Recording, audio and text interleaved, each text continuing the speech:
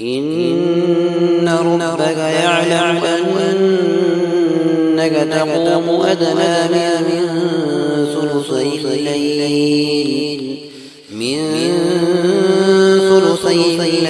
ونصفه وثلثه وطائفة من الذين معك والله يقدر الليل والنهار علم أن لن تحصوا فتاب عليكم فاقرؤوا ما تيسر من القرآن علم من سيكون منكم مرضى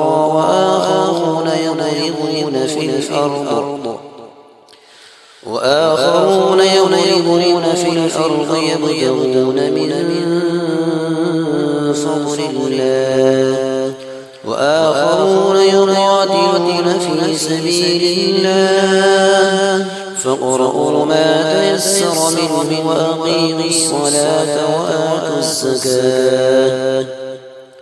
وآتوا الزكاة وأقرضوا الله قرضا حسنا وما تقدموا لأنفسكم من خير